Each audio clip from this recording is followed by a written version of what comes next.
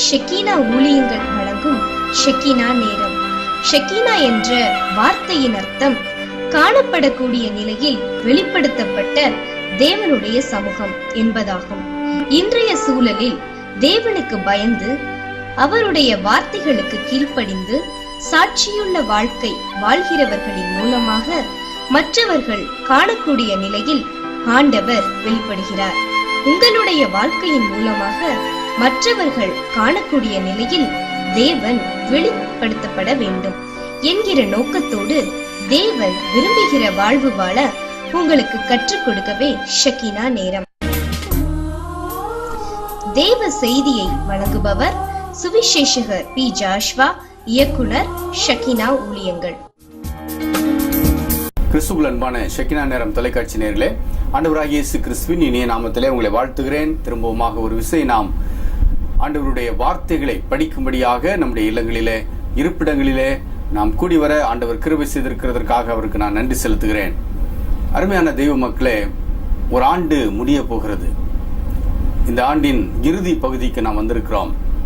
ஒரு ஆண்டு முடிய போகிறது என்று சொல்லுவதை காட்டிலும் இன்னொரு கிறிஸ்து பிறப்பின் பண்டிகையை கொண்டாடுவதற்கு நாம் ஆயத்தமாக அந்த காலகட்டம் நெருங்கி இருக்கிறது என்று சொன்னால் அது தவறாகாது.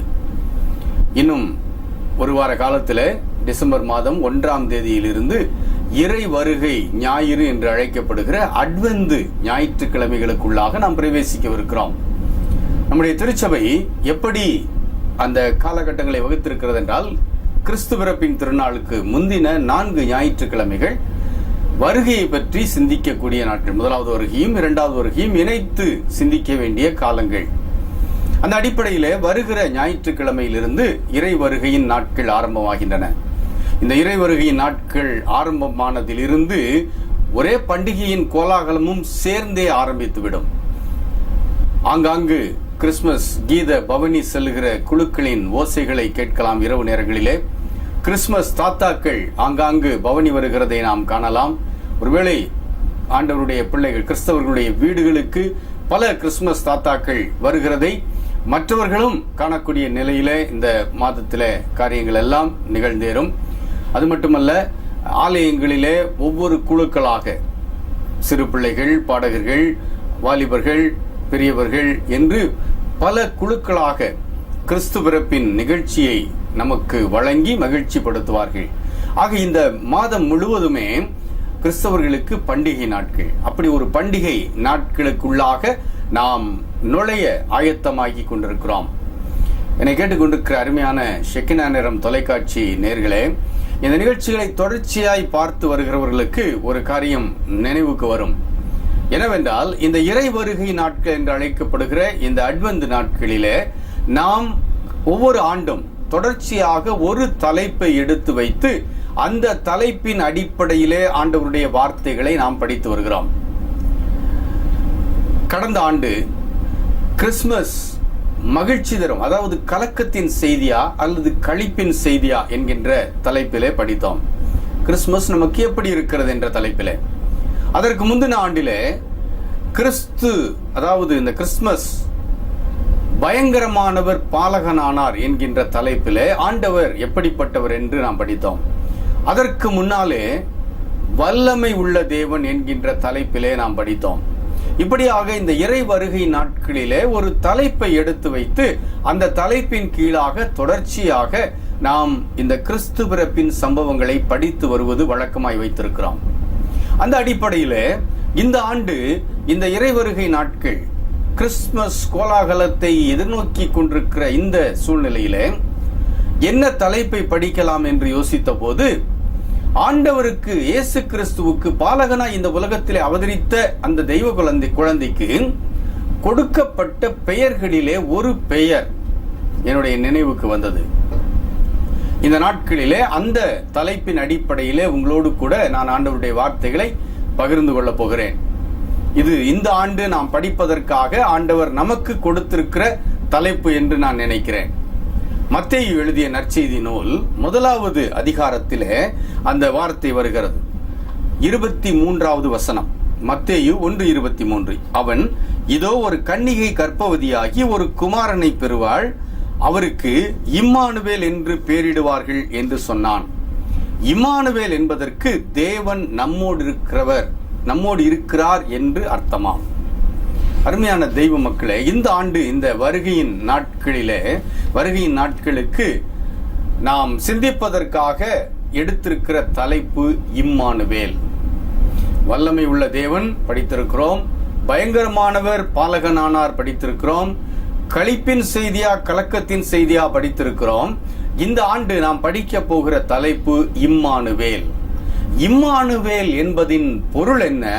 அதே வசனம் மத்தேயு 1:23 நமக்கு தெளிவாய் சொல்லுகிறது.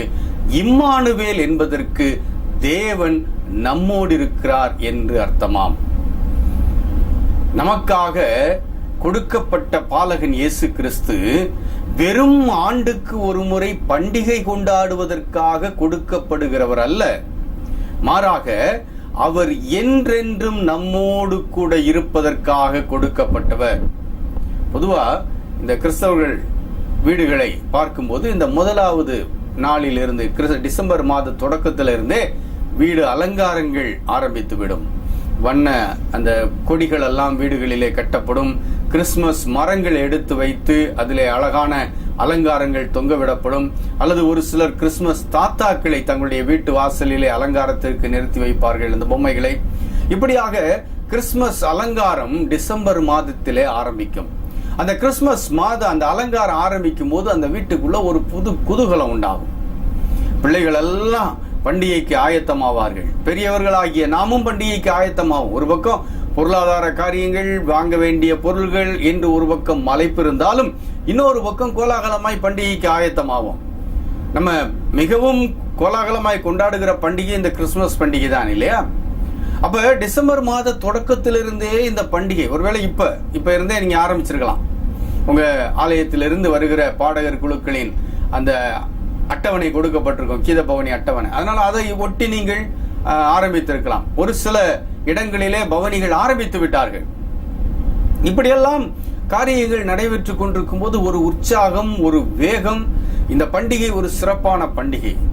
என் அருமையான தெய்வ மக்களே, இதுல நான் யோசிக்கிறது என்னன்னா, கிறிஸ்தவர்களாகிய நாம் இந்த இயேசு கிறிஸ்துவை டிசம்பர் 25 பிறப்பதற்கு ஒரு மாதம் ஆயத்தப்படுத்தி விட்டு அதற்கு பிறகு அவர் என்ன செய்கிறார் என்பதை நாம் மறந்து போய்விட்டோம் என்று சொல்லுவேன். அது உண்மைதான். ஏனென்றால் இந்த கிறிஸ்துமஸ் அலங்காரங்கள் எல்லாம், கிறிஸ்துமஸ் கொண்டாட்டத்திற்கான ஆயத்த அலங்காரங்கள் எல்லாம் பார்த்து பார்த்து செய்யப்படும். அழகான மின் விளக்குகள், ஒருவேளை வெளிநாட்டில் நமக்கு வேண்டியவங்க யாராவது இருந்தாங்கன்னா அவங்க மூலமாய் வருவிக்கப்பட்டது. இப்படியே அந்த பார்த்து பார்த்து அந்த அலங்காரங்கள் செய்யப்படும். கடைசியில கிறிஸ்துமஸ் டிசம்பர் 25 முடிவடைந்த பிறகு, அதற்கு பிறகு ஒரு வாரம் அப்புறம் அந்த வேகம் அப்படியே குறைந்து போய் என்ன நடக்கும்? ஜனவரி மாதம் முதல் வாரத்துல இந்த அலங்காரங்கள் எல்லாம் திரும்பவும் கலைத்து மடித்து பெட்டியிலே வைத்து தூக்கி பரணியிலே வைக்கப்படும். எதற்காக? திரும்ப இனி அடுத்த ஆண்டு அது எடுத்து பயன்படுத்துவதற்காக. அது வரைக்கும் இதை நம்ம யோசிக்க மாட்டோம். திரும்ப எப்ப யோசிப்போம்? அடுத்த அட்வென்ட் வரும்போது வேக வேகமாய், அடுத்த டிசம்பர் வரும்போது வேக வேகமாய் எடுத்து தூசி தட்டி பழுதான அவைகளை சரி பண்ணி திரும்ப எடுத்து மாற்றுறதுக்கு. அப்ப நம்ம என்ன நினைச்சிரோம் தெரியுமா? கிறிஸ்துமஸ் என்பது ஆண்டுக்கு ஒரு முறை. இயேசு கிறிஸ்து என்பவர் ஆண்டுக்கு ஒரு முறை பிறக்கிறார். பிறப்பதை கொண்டாடுகிறோம். கொண்டாடின பிறகு அவர் மடித்து மூட்டை கட்டி பரணியிலே வைக்கப்படுகிறார். இதுதான் இன்றைக்கு அநேக கிறிஸ்தவர்களின் அனுபவமாகவும் இருக்கிறது. இயேசு கிறிஸ்து பிறந்தார் உண்மை, கோலாகலம் உண்மை, கொண்டாட வேண்டிய பண்டிகை உண்மை. ஆனால் அந்த கொண்டாட்டம் என்பது குறிப்பிட்ட ஒரு காலகட்டத்திற்குள்ளாக அமைந்து விடுவதற்காக கொடுக்கப்பட்டதா? இல்லை. அது எப்படி கொடுக்கப்பட்டிருக்கிறது தெரியுமா? காலாகாலமாய் கொண்டாடப்பட்டு கொண்டே இருக்க வேண்டும். இம்மானுவேல் என்பதற்கு பெயர் என்ன, பொருள் என்ன? தேவன் நம்மோடு இருக்கிறார். டிசம்பர் மாதம் 25 என்று குறிப்பிடப்பட்ட அந்த ஒரு நாளிலே அவர் வந்தார், பிறந்தார் என்று கொண்டாடிவிட்டு அந்த கொண்டாட்டத்திலேயே மகிழ்ந்து அதற்கு அடுத்த நாள் திரும்பவும் நம்முடைய கவலைகளுக்குள்ளாய் நுழைந்து துக்கமுகமாய் உட்கார்ந்திருப்பதற்காக அல்ல. அவர் கொடுக்கப்பட்டார். ஒரு கன்னிகை கர்ப்பவதியாகி ஒரு குமாரனை பெறுவாள், அவருக்கு இம்மானுவேல் என்று பெயரிடுவாள். இம்மானுவேல் என்பதற்கு தேவன் நம்மோடு இருக்கிறார் என்று அர்த்தமாம் என்று சொல்லப்பட்டிருக்கிறதே. ஏன்? அந்த இம்மானுவேல் ஒவ்வொரு நாளும் நம்மோடு கூட வருவதற்காக அருளப்பட்டவர். வருடத்திற்கு ஒரு முறை கொண்டாடிவிட்டு மறந்து போவதற்காக அருளப்பட்டவர் கிடையாது. ஒவ்வொரு நாளும் அவரை தேடுகிறவர்களுக்கு, அவரை நாடி வருகிறவர்களுக்கு, வெறும் கிறிஸ்தவர்களுக்கு மட்டும் கிடையாது. கிறிஸ்தவர்கள் மட்டும் கொண்டாடுகிறார்கள், ஏனென்றால் அவர்கள் அறிந்து வைத்திருக்கிறதுனாலே. ஆனால் இந்த கொண்டாட்டத்துக்குரிய நாயகன் யார் தெரியுமா? யாரெல்லாம் அவரை தேடி வருகிறார்களோ, யாரெல்லாம் அவர் வேண்டும் என்று கேட்கிறார்களோ, அவர்களுக்கெல்லாம் காலாகாலமாய் கூட இருப்பதற்காக அருளப்பட்டவர். என்னை கேட்டுக்கொண்டிருக்கிற அருமையான ஷெக்கினா நேரம் தொலைக்காட்சி நேயர்களே, நீங்கள் யாராயிருந்தாலும் சரி, நீங்கள் எந்த மத நம்பிக்கையை பின்பற்றுகிறவர்களாக இருந்தாலும் சரி. ஏன் அப்படி சொல்லுகிறேன் என்றால், இதை எல்லா மதத்துக்காரர்களும் பார்க்கிறீர்கள், எனக்கு தொலைபேசி வழியாய் நீங்கள் தெரிவிக்கிறீர்கள். நீங்கள் யாராயிருந்தாலும் சரி, இந்த இயேசு கிறிஸ்து எனக்கும் கொண்டாட்டத்தின் நாயகராய் வேண்டும் என்று நீங்கள் விரும்புவீர்களானால், உங்களோடும் கூட அவர் இம்மானுவேலாய் இருக்கிறார். இம்மானுவேல் என்பதற்கு பொருள் என்ன? தேவன் நம்மோடு இருக்கிறார். வேற எங்கும் இல்ல. பரலோகத்தில் உட்கார்ந்து கொண்டு பார்த்து கொண்டிருக்கிறவர் அல்ல, அல்லது வேறு எங்கோ மலைகளிலோ காடுகளிலோ ஆங்காங்கு தூர இடங்களிலோ இருந்து கொண்டு அவருடைய பிள்ளைகளை இயக்கிக் கொண்டிருக்கிறவர் அல்ல. மாறாக இந்த இம்மானுவேல் அவருடைய பிள்ளைகளோடு கூட இருக்கிறவர். இன்னைக்கு நீங்க இந்த இயேசு கிறிஸ்து எனக்காக பிறந்திருக்கிறார் என்று சொல்வீர்களானால், சொல்லக்கூடிய நிலையிலே நீங்கள் உங்கள் வாழ்க்கையிலே வாழ்வீர்களானால், அவரை ஏற்றுக்கொண்டு வாழ்வீர்களானால், இவர் யார் தெரியுமா? உங்களோடு கூட இருக்கிறவர். எவ்வளவு பெரிய ஆனந்த அனுபவம் இல்லையா? ஆண்டவர் என்னோடு கூட இருக்கிறார் என்று சொல்வது எவ்வளவு ஆனந்தம். பொதுவா யாராவது நம்ம கூட இருந்தாங்கன்னா பயப்படுகிற நேரங்களிலே கூட பயம் தெரியாமல் இருக்கலாம் இல்லையா? பொதுவா சில சூழ்நிலைகள் நம்மை பயமுறுத்தும். பயப்படாதவங்க யாருமே இல்லைன்னு சொல்ல முடியாது. ஏதோ ஒரு சூழ்நிலையில எல்லாரும் பயப்படக்கூடிய ஒரு கட்டத்துக்குள்ள போகிறோம். அப்படி பயம் நம்மை ஆட்கொள்ளும் போது யாராவது ஒருவர் நம்ம கூட இருக்கிறாங்க அப்படின்னா நமக்கு ஒரு தைரியமா இருக்கும். அல்லது யாரையாவது ஒருத்தர் நம்ம உடன் அழைத்து கொண்டால் தைரியமா இருக்கும் என்று நினைக்கிறோம் இல்லையா? அப்ப தனிமை பயமுறுத்தும் போது யாராவது நமக்கு துணை இருந்தால் நன்றாயிருக்கும் என்று நினைக்கிறோம். இன்னைக்கு வாழ்க்கையில பல நேரங்களிலே இந்த பிரச்சனை நமக்கு இருக்கிறது. என்ன பிரச்சனை? தனிமையும் எல்லாரும் கைவிட்டு விட்டது போன்ற சூழ்நிலையும் நமக்கு பல நேரங்களிலே பயத்தை உண்டாக்குகிறது இல்லையா? எத்தனை நேரம் வாழ்க்கையில நீங்க பயந்து போய் தனிமை என்று உட்கார்ந்து இருந்திருக்கிறீர்கள். எல்லாரும் வேலைக்கு போயிட்டாங்க, எல்லாரும் அவரவர் வேலைகளுக்கு போன பிறகு தனிமையில வீட்டுல உட்கார்ந்து இருக்கும் போது எத்தனை நேரம் எல்லாமே நமக்கு எதிராக இருக்கிறது போல உணர்ந்து ஒரு பய உணர்வுக்குள்ளே போயிருக்கிறீர்கள். ஏன்? யாருமே கூட இல்லை என்ற ஒரு உணர்வு, என்ற நிலை. ஒருவேளை நமக்கு ஏற்பட்ட ஒரு கஷ்டம், நமக்கு ஏற்பட்ட ஒரு பாதிப்பு, அதுல நமக்கு வேண்டியவங்க கூட நமக்கு பக்கத்துல இல்ல, நமக்கு வேண்டியவங்க கூட விலகி போயிட்டாங்க. அந்த நேரத்துல யாராவது நமக்கு ஒரு வார்த்தை சொல்லிவிட்டால் எவ்வளவு நன்றாய் இருக்கும் என்று நினைக்கிறோம். தனிமையும் பயமும் வரும்போது நாம் ஏதாவது ஒரு உதவி வேண்டும் என்று நினைக்கிறோம். அந்த நேரத்தில் மனித உதவிகள் இல்லை என்ற உடனே எல்லாமே தாறுமாறாய் போய்விட்டது என்று நினைத்து அழுது புலம்பிக் கொண்டிருக்கிறோமே. ஒருவேளை அப்படிப்பட்ட நிலையிலே இந்த ஷெக்கினா நேரம் நிகழ்ச்சியை பார்த்து கொண்டிருக்கிற யாரோ, நீங்கள் யார் என்று எனக்கு தெரியாது, ஆனால் உங்களை தெரிந்து வைத்த தெய்வம் இன்றைக்கு இம்மானுவேல் உங்களோடு இருக்கிறார் என்பதை சொல்லிக் கொடுத்து கொண்டிருக்கிறார். நீங்க தனி ஆளா இல்லை, உங்களோடு கூட இருப்பதற்காகவே இயேசு கிறிஸ்து இந்த உலகத்திலே அவதரித்தார். அவர் இன்றைக்கு வானமண்டலத்திலே உட்கார்ந்து கொண்டு உங்களை இயக்கிக் கொண்டிருக்கவில்லை, அவர் உங்களோடு கூட இருக்கிறார். உங்களோடு கூட இருக்கிறார். எவ்வளவு ஆச்சரியம் இல்லையா? தெய்வம் என்னோடு கூட இருக்கிறார், நான் தனி ஆளா இல்லை. ஒருவேளை இப்ப கூட இந்த நிகழ்ச்சியை பார்த்து கொண்டிருக்கும் போது கூட உங்களுக்கு பக்கத்துல யாருமே இல்லை, தனிமையிலே வேதனையிலே உட்கார்ந்து இருக்கிறீங்களே, சந்தோஷப்படுங்கள். ஏன் தெரியுமா? உங்களோடு கூட இம்மானுவேல் இருக்கிறார். அந்த இம்மானுவேல் இல்லை என்று உணர்வீர்களானால் நீங்கள் செய்ய வேண்டியது என்ன தெரியுமா? அந்த இம்மானுவேலரை இப்போ கூப்பிடுங்க. ஆண்டவரே, நீர் இம்மானுவேலராக என்னோடு கூட இருப்பதற்காக அருளப்பட்டீர் என்று எனக்கு இந்த நிகழ்ச்சியின் வழியாய் சொல்லிக் கொடுத்து கொண்டிருக்கிறீரே, என்னோடு கூட வாங்க சாமின்னு சொல்லி இப்ப கேளுங்க, உங்க கூட வந்துருவாருங்க. நீங்க தனிமையாய் உட்கார வேண்டிய அவசியம் கிடையாது. ஏனென்றால் உங்களை படைத்த தெய்வம், உங்களை நேசிக்கிற தெய்வம், உங்களுக்காக தன் உயிரை கொடுத்த தெய்வம், அந்த இயேசு கிறிஸ்து உங்களோடு கூட இருப்பதற்காக இம்மானுவேலராய் அவதரித்தார். இந்த இம்மானுவேலர் என்ன செய்கிறார் என்பதை குறித்து நாம் வருகிற நாட்களிலே தொடர்ச்சியாய் படிக்க போகிறோம். இந்த இம்மானுவேலர் என்ன செய்கிறார் இதை குறித்து யோசித்த போது எனக்கு கிறிஸ்தவர்களுக்கு ரொம்ப பழகி போன ஒரு சங்கீதம் நினைவுக்கு வந்தது. எந்த சங்கீதம் என்றால் 23வது சங்கீதம். ஒருவேளை இதை கேட்டுக்கொண்டிருக்கிற கிறிஸ்தவர்கள் நினைக்கலாம், இந்த இம்மானுவேலருக்கு இந்த 23வது சங்கீதத்துக்கு என்ன தொடர்பு இருக்குதுன்னு கூட நினைக்கலாம். ஏன்னா இந்த 23வது சங்கீதம் சின்ன பிள்ளைகள் ஒரு 4 வயது 5 வயது ஆகும்போது அந்த பிள்ளைகளுக்கு சொல்லிக் கொடுக்கிற சங்கீதம், கிறிஸ்தவர்கள் சொல்லிக் கொடுக்கிற சங்கீதம், அதுல ஒண்ணு இந்த 23வது சங்கீதம். அல்லது இந்த சங்கீதத்தின் முதல் வசனத்தை கூட பிள்ளைகளுக்கு சொல்லிக் கொடுப்பாங்க, ரொம்ப சின்ன வயசுல கூட. கர்த்தர் என் மேய்ப்பராய் இருக்கிறார்.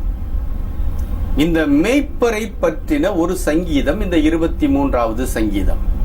இந்த இம்மானுவேல் என்று யோசிக்கும் போது, இம்மானுவேல் என்னோடு கூட இருப்பதற்காக அருளப்பட்ட தெய்வம் என்று யோசிக்கும் போது என்னுடைய எண்ணத்திற்குள்ளே வந்தது இந்த 23வது சங்கீதம். ஏன் இந்த 23வது சங்கீதத்தை நான் இம்மானுவேலரின் சங்கீதம் என்று சொல்லுகிறேன் அல்லது கிறிஸ்துமஸ் சங்கீதம் என்று சொல்லுகிறேன் என்றால், ஒருவேளை இதுவரைக்கும் யாரும் அதை கிறிஸ்துமஸ் சங்கீதம்னு சொல்லி யோசித்திருக்க மாட்டீங்க. அது மெய்ப்பனின் சங்கீதம், மெய்ப்பனின் சங்கீதம் சொல்லி மெய்ப்பனின் சங்கீதம் தான். ஆனா அதே வேளையில் அது கிறிஸ்துமஸ் சங்கீதமாகவும் இருக்கிறது. ஏனென்றால் இம்மானுவேல் என்பதற்கு பொருள் என்ன? தேவன் நம்மோடு இருக்கிறார், இல்லையா? இந்த 23வது சங்கீதத்துல 4வது வசனத்துல இந்த சங்கீதத்தை எழுதிய சங்கீதக்காரனாகிய தாவீது ராஜா என்ன குறிப்பிடுகிறார் தெரியுமா? தேவரீர் என்னோடு கூட இருக்கிறீர் என்று அதிலே குறிப்பிடுகிறார். நான் மரண இருளின் பள்ளத்தாக்கிலே நடந்தாலும் பொல்லாப்புக்கு பயப்படேன், தேவரீர் என்னோடே கூட இருக்கிறீர். இம்மானுவேலர் உள்ள சொல்லப்படுகிறாரே, என்ன சொல்லப்படுகிறார்? தேவரீர் என்னோடு கூட இருக்கிறீர். அந்த இடத்துல என்ன அவர் அந்த சங்கீதக்காரனாகிய தாவீது ராஜா என்ன சொல்லுகிறார்? இம்மானுவேலர் என்னோடு கூட இருக்கிறார். நீர் இம்மானுவேலர். என் வாழ்க்கையிலே நான் எப்படிப்பட்ட பாதையிலே போனாலும் நீர் இம்மானுவேலர். அதுதான் அந்த இடத்துல அர்த்தம். தேவரீர் என்னோடு கூட இருக்கிறீர். இம்மானுவேல் என்பதற்கு என்ன அர்த்தம்? தேவன் நம்மோடு இருக்கிறார். ஆகையினாலேதான் இந்த 23வது சங்கீதத்தை மெய்ப்பனின் சங்கீதம் என்று நாம் சொல்லி பழகிவிட்ட இந்த சங்கீதத்தை நான் கிறிஸ்துமஸ் சங்கீதமாக பார்க்கிறேன். எதற்காக பார்க்கிறேன்? அங்க இம்மானுவேல் இருக்கிறார். என்னோடு கூட இருக்கிற இம்மானுவேல், என்னோடு கூட இருக்கிற என் தெய்வம், தேவரீர் என்னோடு கூட இருக்கிறீர் என்று சங்கீதக்காரன் அவருடைய வாழ்க்கை பாதைக்கு ஊடாய் போய்க் கொண்டிருக்கும் போது அவர் அங்கே குறிப்பிடுகிறார். அப்ப நான் அந்த சங்கீதத்தை யோசித்து பார்க்கும்போது என்னோடு கூட இருக்கிற இம்மானுவேல் என்னை எப்படியெல்லாம் நடத்தி கொண்டு போகிறார் என்பதை அந்த சங்கீதத்திலே சங்கீதக்காரன் விவரித்திருக்கிறதை பார்க்கும்போது, அதை படித்து பார்க்கும்போது, வாழ்க்கையில நான் எதுக்குமே இனி கவலைப்பட வேண்டிய அவசியம் இல்லை என்பதை புரிந்து கொண்டேன். அதை உங்களோடு கூட பகிர்ந்து கொள்ளவிருக்கிறேன். வேத வசனங்கள் என்பது சும்மா மனப்பாடம் பண்றதுக்கும் ஒப்பிக்கிறதுக்கும் கொடுக்கப்பட்டது இல்ல, மாறாக அது அனுபவிப்பதற்காக கொடுக்கப்பட்டது. வேத வசனங்கள் உங்கள் அனுபவமாய் மாற வேண்டும். எல்லாம் தெரியுங்க. நான் இப்ப கிறிஸ்தவர்களை பார்த்து கேட்கிறேன், உங்களுக்கு இம்மானுவேலை தெரியும். ஆனா இம்மானுவேலை இன்னைக்கு எப்படி பார்க்கிறோம் தெரியுமா? திரும்ப அடுத்த கிறிஸ்துமஸுக்கு மூட்டையில இந்த மேல கட்டி வச்ச பரன்ல கட்டி வச்சதை எடுத்து வைக்கும் போதுதான் திரும்ப இம்மானுவேலை பார்க்கிறோம். அது வரைக்கும் மறந்துட்டோம். நம்ம துக்கங்களும் நம்ம துயரங்களும் நம்ம வேதனைகளும் நம்ம நடந்து போற பாதையில் இருக்கிற தடுமாற்றங்களும் தேவன் நம்மோடு இருக்கிறார் என்பதை மறந்து போக வைத்து விட்டதே. அப்புறம் இம்மானுவேல் தெரிந்து வைத்திருக்கிறேன் என்று சொன்னால் என்ன அர்த்தம்? தெரிந்து வைத்திருப்பதும் தெரியாமல் இருக்கிறது ஒண்ணுதானே. தெரிந்து வைப்பது அனுபவமாய் மாறாவிட்டால் தெரிந்து வைத்திருப்பதும் தெரியாமல் இருப்பதும் ஒன்று. அப்ப எனக்கு தெரியும்னு நீங்க சொல்லுவீங்கன்னா அது உங்க அனுபவமாய் மாறாது இருக்குமானால் அது உங்களுக்கு தெரியலைன்னு தான் அர்த்தம். அதே போல 23வது சங்கீதம் எனக்கு தெரியும், நான் சின்ன வயசுல இருந்து ஒப்பிச்சிருக்கிறேன். இன்னைக்கு அப்படியே ஒப்பிச்சு என்ன பண்ணிட்டோம் தெரியுமா? அந்த சங்கீதத்தின் பொருளை அனுபவமாக்கவில்லை. என் அருமையான தெய்வ ஜனமே, இந்த இறைவருகையின் நாட்களிலே நாம் செய்ய போகிற காரியம் என்ன தெரியுமா? 23வது சங்கீதத்துல இம்மானுவேல் எப்படியெல்லாம் நம்மை நடத்துகிறார் என்று சொல்லப்பட்டிருப்பதை நாம் விரிவாக படித்து அதை நம்முடைய அனுபவமாக்க போகிறோம். அதை நாம் அனுபவம் ஆக்கும் போது என்ன நடக்கும் தெரியுமா? வாழ்க்கையில எப்படிப்பட்ட பாதைகளுக்கு ஊடாய் நாம் நடந்து போனாலும் சோர்ந்து போக மாட்டோம். ஏன்னா நமக்கு முன்னால இருக்கிற நாட்கள் எப்படிப்பட்ட நாட்கள் என்று நமக்கு தெரியாது, எப்படிப்பட்ட நாட்கள் என்று சொல்ல முடியாது. யாராவது உங்களுக்கு குறி சொன்னாங்கன்னா தயவு செய்து அதை கேட்டு பின்னால போயிடாதீங்க. உங்க காலங்கள் நல்லா இருக்கும்னு சொன்னாங்கன்னா நம்பிடாதீங்க. உங்க காலங்கள் மோசமா இருக்கும்னு சொன்னாலும் நம்பாதீங்க. நம்ம காலங்கள் எதிர்காலங்களை வரையறுத்து சொல்ல ஆண்டவரை தவிர வேறு யாருக்கும் கொடுக்கப்படவில்லை. அதனால அவங்க சொன்னாங்க, இவங்க சொன்னாங்க, இப்படியெல்லாம் நடந்துரும். தயவு செய்து ஏமாந்து போகாதீர்கள். ஆனா ஒன்று நிச்சயம், நம்முடைய வாழ்க்கையில எது நடந்தாலும், எப்படி நடந்தாலும், நாம் விரும்பினது நடந்தாலும் விரும்பாதது நடந்தாலும், நம்மை வேதனைப்பட வைக்கக்கூடிய சூழ்நிலைகள் வாழ்க்கையில நடந்தாலும் அல்லது நாம் மகிழ்ச்சி அடையக்கூடிய சூழ்நிலைகள் வாழ்க்கையில நடந்தாலும், இன்னைக்கு நாட்டில் நடக்கிற விபத்துகளை பற்றி பார்க்கும்போது யோசிக்கும் போது எவ்வளவு பயமா இருக்குது இல்லையா? வெளியில போயிட்டு வீட்டுக்குள்ள வருவது என்பது ஒரு பெரிய அதிசயமா இருக்கிறது. அப்படி காலங்கள் என்ன நடக்கும், எப்ப நடக்கும், எப்படி நடக்கும், ஒன்றுமே அறுதியிட்டு சொல்ல முடியாத நிலை. இந்த சூழ்நிலையில பயமும் கவலையும் நமக்குள்ள வருவது இயல்பு. ஐயோ எல்லாம் தாறுமாறா நடந்துருமோன்னு பயம் வரக்கூடிய இயல்பு உண்டு. அப்படி பயந்து இடிந்து போய் உட்கார்ந்து இருக்கிற அநேகரை எனக்கு தெரியும். இந்த சூழ்நிலைகளுக்கு ஊடாய் நடக்கும் போது நாம் அசைக்கப்படாமல் போக வேண்டுமானால், நாம் தைரியமாய் முன்னோக்கி போக வேண்டுமானால், இம்மானுவேல் என்னோடு கூட இருக்கிற தெய்வம் என்னை எப்படியெல்லாம் நடத்துவார் என்பதை நான் தெரிந்து வைத்திருந்தால், அதை நான் என்னுடைய அனுபவமாக்கினால் நிச்சயமாக நான் முன்னோக்கி போக முடியும் இல்லையா? அதுதானே உண்மை. இன்னைக்கு என்னால முன்னோக்கி போக முடியல அப்படின்னா என்ன அர்த்தம்? இன்னும் எனக்கு தெரிந்திருக்கிறவைகள் என் அனுபவமாய் மாறவில்லை. ஒருவேளை உங்களுக்கு தெரியும் இம்மானுவேல் தேவன் நம்மோடு இருக்கிறார் என்பது தெரியும். ஆனால் அந்த தெய்வம் என்னோடு கூட இருக்கிறார் என்பதை நான் அனுபவிக்க முடியலையே.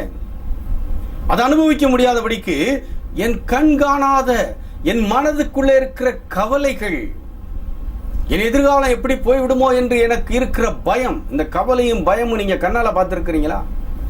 ஆனா இந்த கவலையும் பயமும் தான் உங்களை அனுதினமும் ஆட்டி கொண்டிருக்கிறது. ஆனா இன்னொரு கண்ணால பார்க்காத சம்பவம் உங்களுக்கு நடந்துகிட்டு இருக்குது. என்ன தெரியுமா? உங்க கண் காண முடியாத நிலையிலும் கூட உங்களோடு கூட இம்மானுவேலராக உங்கள் தெய்வம் வருகிறாரே. கண்ணால பார்க்காத கவலையையும் பயத்தையும் கண்டு பார்க்க முடியாது. அதெல்லாம் உணர்வுகள் தானே.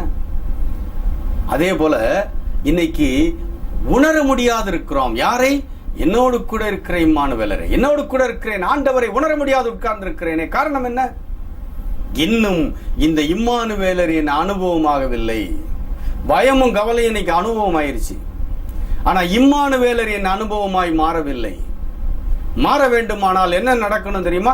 இந்த இம்மானுவேலர் எப்படியெல்லாம் என்னை நடத்துவார், எப்படியெல்லாம் என் கூட இருந்து என்னை காத்துக் கொள்வார், எப்படியெல்லாம் என்னை கூட இருந்து கொண்டு போவார் என்பது நமக்கு தெரிய வேண்டும். அப்படி அவர் நடத்துகிற அந்த நடத்துதல்களை நமக்கு சொல்லிக் கொடுப்பதுதான் நான் கிறிஸ்துமஸ் சங்கீதம் என்று சொல்லுகிற 23வது சங்கீதம். மெய்ப்பனின் சங்கீதமாய் நீங்கள் படித்து வைத்திருக்கிற, அறிந்து வைத்திருக்கிற அந்த 23வது சங்கீதம். ஆக இந்த ஆண்டு இம்மானுவேல் என்கின்ற தலைப்பிலே கிறிஸ்துமஸ் பண்டிகைக்கு ஆயத்தமாகிற நாம் 23வது சங்கீதத்திலே இந்த இம்மானுவேலர் எப்படியெல்லாம் நம்மை நடத்துகிறார் என்பதை நாம் படிக்க போகிறோம். ஆகையினால தொடர்ந்து வருகிற நிகழ்ச்சிகளையும் நீங்கள் ஜெபத்தோடு கவனிக்க ஆயத்தமாகுங்கள். இம்மானுவேலர் நம் அனுபவமாய் மாறுவார். ஜெபிக்கலாமா? எங்கள் நல்ல ஆண்டவரே, இந்த நாளுக்காக நன்றி செலுத்துகிறோம். இந்த நாளிலும் உம்முடைய வசனங்களின் வழியாய் எங்களுக்கு கொடுத்த தைரியத்திற்காகவும் இன்னும் நாங்கள் என்ன செய்ய வேண்டும் என்று எங்களுக்கு கொடுத்த பாடத்திற்காக நாங்கள் உமக்கு நன்றி செலுத்துகிறோம் சுவாமி. இம்மானுவேலர் எங்களோடு கூட இருப்பதற்காக அருளப்பட்ட எங்கள் ஆண்டவர், இந்த கிறிஸ்துமஸ் பண்டிகையிலே அவரை நாங்கள் அனுபவமாக்கிக் கொள்ள எங்களுக்கு பலன் தர வேண்டும் என்று ஜெபிக்கிறோம். அதற்கு எங்களை இந்த நாட்களிலே ஆயத்தப்படுத்தவும், பண்டிகை கொண்டாடும் போது நிறைவோடு கூட ஆயத்தமான நிலையிலே கூட நாங்கள் பண்டிகைக்கு ஆயத்தமாக பண்டிகை கொண்டாட எங்களுக்கு நீர் உதவி செய்து இம்மானுவேலரே எங்களோடு கூட இருக்க வேண்டும் என்று இயேசு கிறிஸ்துவின் வழியாக ஜெபிக்கிறோம் நல்ல பிதாவே, ஆமென். அருமையான ஷெக்கினா நேரம் தொலைக்காட்சி நேயர்களே, இந்த நிகழ்ச்சியின் வழியாக ஆண்டவர் உங்களோடு பேசிக் கொண்டிருக்கிறார் என்று நான் நம்புகிறேன். இந்த நிகழ்ச்சி பற்றி உங்கள் கருத்துக்களை அறிய ஆவலோடு இருக்கிறேன். என்னுடைய தொலைபேசிக்கு தொடர்பு கொண்டு தெரிவிக்க உங்களை அன்போடு தாழ்மையோடு கேட்டுக்கொள்கிறேன். ஆண்டவர் சித்தமானால் திரும்பவும் இன்னொரு ஷெக்கினா நேரம் நிகழ்ச்சியிலே நாம் சந்திப்போம். அதுவரைக்கும் ஆண்டவருடைய கிருபை உங்களோடு கூட இருப்பதாக. ஆமென். எங்கள் முகவரி evangelist P. Joshua, director Shekinah ministries, R2 TNEB quarters, 110/11 kV substation, Mattuthavani, Madurai 625007.